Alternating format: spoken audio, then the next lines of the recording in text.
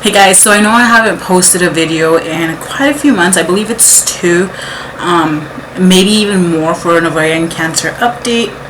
I want to start off by apologizing if you guys hear the fan. I do have the fan right next to the camera, but it's really hot in the room that I film in, so I had to have it on just to feel fresh and cool.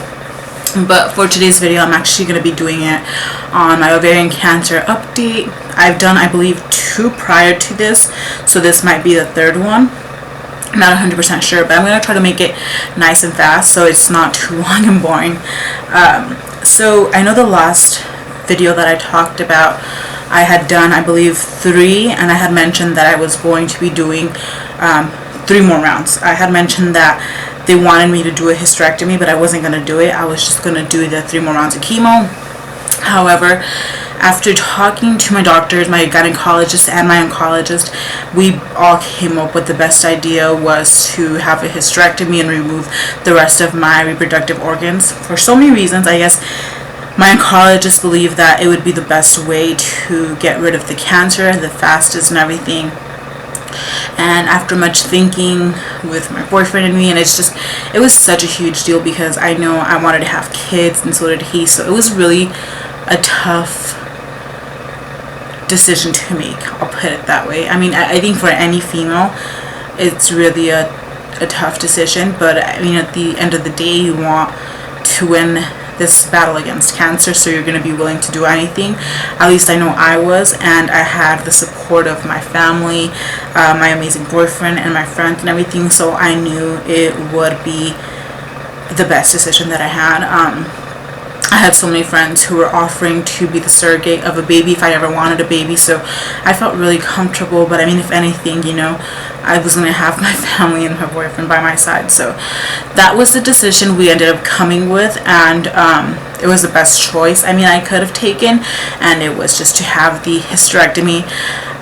What they did mention are the side effects that I was going to be having. For example, the main one was menopause, and at an early age, at age of 23, so I was going to be going through menopause, and I did have the surgery. It took about, to what I know, it was 3 hours long, and I did bleed out quite a bit, but they didn't have to give me any blood or anything, a blood transfusion or anything, so that's the good thing. But I was fine. I was in the hospital.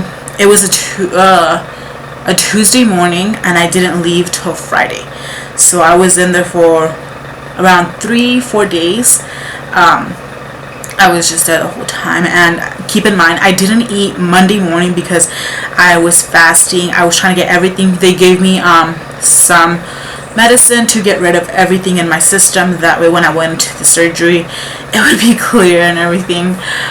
So Monday I was able to drink water and clear liquids as well as fasting, so I was in the toilet pretty much the whole day just cleaning out my system. And I talked to several other people, and they didn't have to do that, but I did. So keep in mind, I didn't eat nothing Monday. And then Tuesday came along. I wasn't allowed to drink no water, no nothing, obviously for the surgery, no red liquids or stuff like that. So Tuesday was the surgery. Tuesday, like around 11 or 1, I believe.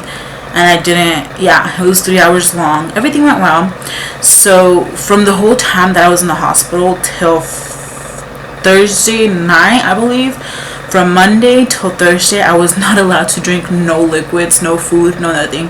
So the whole time I was in the hospital, nothing to eat, nothing to drink, and it was pretty hard experience because my lips were so dry, my mouth was so dry, and obviously I was with the IV, so that was keeping me, I guess, hydrated, but it was really hard. All I wanted was something to drink, and I could not have nothing to drink. I had to have my first bowel movements, my first I'm going to the restroom and everything, and I believe I didn't go to the restroom till like the 2nd or 3rd day when I had nothing in my system to take out, so it was funny. But Thursday night I was cleared, and I was able to get something to drink, and then Friday morning I was able to get my first small meal, like small breakfast. So I started off small, like with something small and light, and then I believe I was released that Friday night, like around 6 p.m. I would have been released since the morning, but my doctor was running around doing so many things. I'm pretty sure he forgot about me, so I was released to like the night, and I was so happy to go home. I was in so much pain, but I managed it. And the first, I know people said that they start after surgery, they started their menopause right away. I didn't personally. I think it hit me to like maybe a month or two later after my surgery, when I was in chemo. I started feeling I think I've only felt maybe like 3 hot flashes all these months that I've been after chemo, after my surgery. So I really don't get that many symptoms from menopause. I did get like the sleep. I wasn't able to sleep. I would like have insomnia, and I would go to sleep till I think I would leave like 5 in the morning. And usually for me, once I lay down, I'm like knocked out in a couple seconds. I'm one of those persons that falls asleep super fast, and I love that. But with after the menopause, that was one of the symptoms where I couldn't sleep. So I was able to talk to my doctors, and I went to my local Clark's and I bought some natural medicine, some sleeping medicine, and I took that whenever. I didn't take it every day, but I would take it whenever I couldn't sleep, and that would knock me out fast. So once I was off of that medicine, my body went back to falling asleep fast. So now I'm back at falling asleep in seconds like I can. Another symptoms that I had was I was emotional maybe for like a week, and I know it was because of the menopause, but it was pretty much a week that I was emotional. I would just cry at anything, and if he said something to me, I would start crying, and I was just so emotional. But menopause hit me in a few ways. It didn't hit me as severe as other people that I've talked to, so I'm lucky and grateful for that. What else? So after I had the hysterectomy, I did have 3 more rounds of chemo, like I said in the previous video. I had my first one went well, and the second one, which was the 5th one in total, because every time I go to a round, I have 2 different types of chemos given to me. So my 5th round, which was my 10th chemo, I did have an allergic reaction to one of the chemos. My 45-minute chemo ended up stopping because I had an allergic reaction, and I was feeling hot. I felt like my inside was burning, and my stomach started hurting, and I couldn't breathe and talk. So it was a really horrible experience. And I guess after your 4th or 5th round, some women do have allergic reactions to that certain type of chemo. So what they did is just the next chemo, which was going to be the last, they were going to slow it down. I guess they give you a certain dosage per hour, and I think it was like 100 I forgot how much exactly, but it was like 100 something that they would give me per hour. They started off with just 5 and then 15, so like a 45-minute chemo extended into a 7-hour chemo. So that I was there the whole day. It was just a horrible experience, and I still ended up having an allergic reaction to it, which still sucked. But I mean, what can you do, you know? And then I had to go the following day to get my second chemo, because like I said, I get 2 in 1, and I didn't finish the second one, so I had to go back the following day. And it's been maybe over a month since I had my last chemo. I talked to my gynecologist first, and then my oncologist second, about like a week and 2 ago. And first I talked to my gynecologist, and I did my CA 125 count, and everything was clear. Thank you, Jesus. Everything was clear. And my gynecologist was so happy, congratulated me. But all we talked about were like, I'm in remission right now. That's the main thing of this ovarian cancer update. I am in remission. We don't call it cancer free, because with ovarian cancer as well as other type of cancers, there is a chance it can come back. So we say remission, you're in remission. And we talked about the type of vitamins I was going to have to take. Obviously, after someone in their late 40s or 50s hits menopause, they start to get like their bones start to get smaller. So because I did start menopause at a younger age, my bones are going to be getting like that. So he prescribed me, I guess you can say, calcium, like I think 1,200 milligrams, and vitamin D, 875 milligrams medicines I can be taking every day for my bones, which has been helping, because obviously when you're walking or running, your bones start hurting more.